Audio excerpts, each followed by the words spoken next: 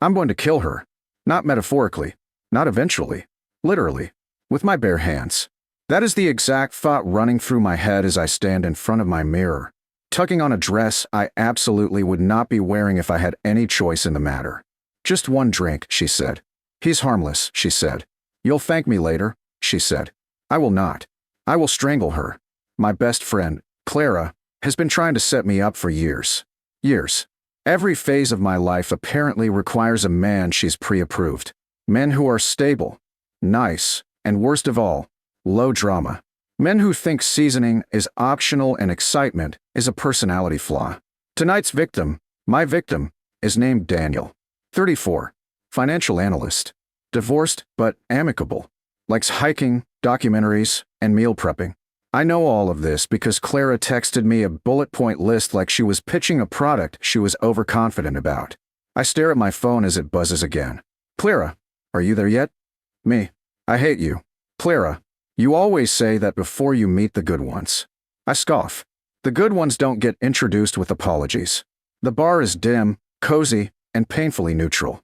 The kind of place that thinks candlelight is a substitute for atmosphere. I arrive 10 minutes late on purpose. He's already there. Of course he is. Sitting straight-backed at a small table near the window, hands folded neatly around a glass of water. He looks exactly like I expected. Clean-cut, polite, mildly attractive in a way that requires effort to notice. When he sees me, he stands immediately.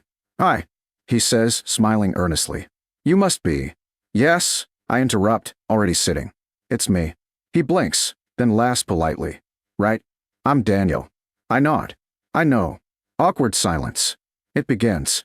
The first 10 minutes are excruciating. So, what do you do? How do you know Clara? What do you like to do for fun?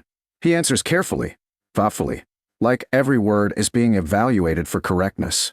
I answer honestly, briefly, without enthusiasm. So, he says, brightening slightly, Clara mentioned you're not really into blind dates. Understatement of the year. I reply. He chuckles. Fair. I sip my drink and glance around the bar, already plotting my exit. Then he says something unexpected. You look like someone who's very hard on herself. I freeze. Excuse me. He flushes slightly. I didn't mean that badly. People who come into situations like this already braced usually have a lot going on. I blink. That's perceptive. Annoyingly so. I shift in my seat. You always psychoanalyze strangers? No, he replies. Only when I'm nervous. I snort despite myself. Damn it. The conversation improves marginally after that. Not exciting, but tolerable. He's observant. Dryly funny when he relaxes. Less rigid than I expected once the nerves wear off. Still boring. Still not my type. Still someone I would not choose. An hour in, I'm mentally drafting my polite escape when Clara's name lights up my phone. I don't answer. Of course she calls again. I excuse myself and step outside, irritation simmering. What? I snap the second I answer. I knew it, Clara says triumphantly. You like him? No, I hiss. He's fine. Which is not the same thing. Give it time. I gave it an hour. That's nothing. I could have given myself a lobotomy in that time. She laughs. You're dramatic. I am correct. I turn to go back inside and collide with someone. Hard. Strong hands grab my arms instinctively to steady me. Whoa, a voice says. Careful. I look up, and the universe laughs in my face. He's tall, broad-shouldered, white, early to mid-30s. Dark hair slightly tousled like he doesn't care enough to fix it. Wearing a fitted jacket that looks unfairly good on him. His eyes meet mine, and something sharp, electric, irritatingly immediate sparks between us. You all right? He asks, still holding my arms. Yes, I say quickly, stepping back. Sorry. He smiles. Not polite, not restrained, interested. Blind date going well? He asks casually, glancing past me through the window. My jaw tightens. You eavesdrop often? Only when people almost take me out on the sidewalk, he replies. I roll my eyes. Figures. He grins wider. I'm Mark, he says, offering his hand. I hesitate, then shake it. Regret it instantly. This grip is warm, confident, lingering just a second too long. And you are, he asks. I consider lying. I don't. Someone who should have canceled tonight. I say. He laughs. That bad. I want to strangle my best friend. I reply flatly. His eyes light up. Oh, he says. Now I'm invested. We stand there longer than necessary. The air feels charged. This is the kind of man Clara never sets me up with. This is the kind of man I always notice at the worst possible time. I should go, I say finally. You should, he agrees. But you won't. I narrow my eyes. Excuse me. You're curious, he says. And annoyed. That's a dangerous combination. I scoff. You don't know me. I know enough, he replies. Infuriating. Accurate. I go back inside. Daniel looks up hopefully. I feel guilty, which makes me resent Clara even more. The rest of the date crawls by. I'm distracted. Restless. My thoughts keep drifting outside. To the stranger. To the spark I didn't ask for. When the check comes, Daniel insists on paying. You don't have to, I say. I want to, he replies kindly. And that's the problem. He's kind. I'm just not there. Outside, the night is cooler. I thank him. Mean it. Wish him well. He smiles, genuine. I hope you find what you're looking for, he says. I do too. And I hate that I know it won't be with him. As I turn to leave. Hey. Mark's voice again. He's leaning against the wall like he belongs there. Waiting. Like karma planned this entrance. You survived, he says. Barely. He pushes off the wall. Steps closer. So, he asks, are you still mad at your best friend? I think of Clara. Of Daniel. Of this ridiculous night. Yes, I say. But now I'm curious what she accidentally did right. His smile is slow. Dangerous. Oh, he says. Then karma's just getting started. And for the first time all night. I smile back. I don't leave with him. That's important. I wanna. God, I wanna, but I don't.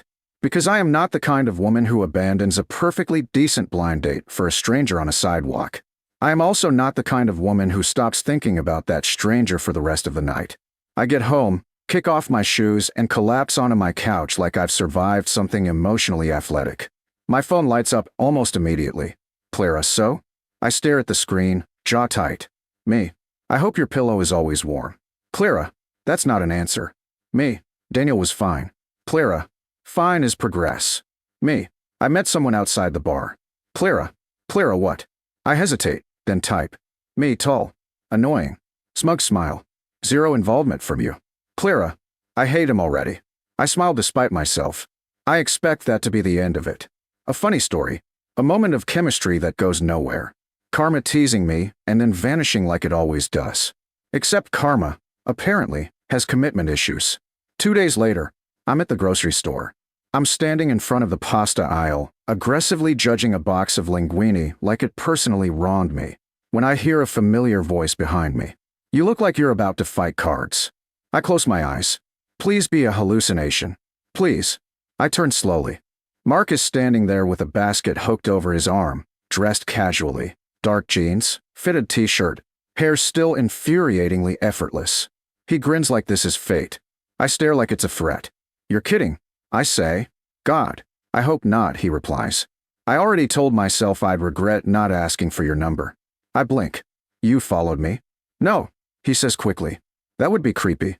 This is coincidence. Slightly unhinged coincidence, but still. I cross my arms. Do you always run into women you flirt with outside bad blind dates? Only the interesting ones. I roll my eyes. You're unbearable. And yet, he says lightly, you haven't walked away. Damn him. We talk. Just there in the aisle, between dry pasta and questionable sauces. It's easy. Annoying in how easy it is. He challenges everything I say just enough to keep me sharp without tipping into condescension. So, he asks eventually, did the blind date get a second chance? No. Thought so. Why? He shrugs. You don't linger on polite. I hate that he's right. He walks me to my car. Doesn't ask for my number. Doesn't push. Just says, if karma's done playing games, I'd like to see you again. Then he leaves. Like he knows exactly what he's doing. I don't tell Clara about him. That's how I know I'm in trouble. A week passes. Then 2. I run into him again. This time at a coffee shop I never see him at, which makes me suspicious of the universe. This time, he does ask for my number. I give it to him. I tell myself it's casual. It is not. We go out. Once. Then again. The chemistry is sharp but controlled. Flirting threaded with restraint. He doesn't rush me. Doesn't pretend to know me better than he does. And I learned something crucial. Mark is not chaos. He's intention. You seem surprised, he says one night as we sit across from each other at a small restaurant. Candlelight soft between us. I thought you'd be trouble, I admit. He smiles. I am. Just not careless trouble. That's worse. The real karma hits a month later. At Clara's birthday dinner. I walk in late. Mark's hand rests lightly at my lower back. Not possessive, just present. The table goes quiet. Clara's mouth falls open. Daniel is there. Of course he is. Clara looks between us like she's watching a plot twist she didn't order. You, she says slowly, pointing at Mark, are not Daniel. No, Mark replies pleasantly. I'm Mark. I smile sweetly. He's Karma. Daniel looks confused. I feel guilty, but not enough to lie. Later, Clara corners me in the bathroom.